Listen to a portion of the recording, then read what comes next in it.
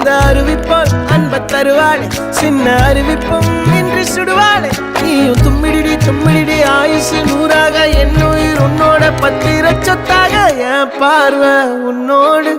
உன் பொம்மை கண்ணோடு பேசாமல் விண்ணோடு நாம் மிதந்து போவோம் காதாரா அடியாளோ நான் தாங்க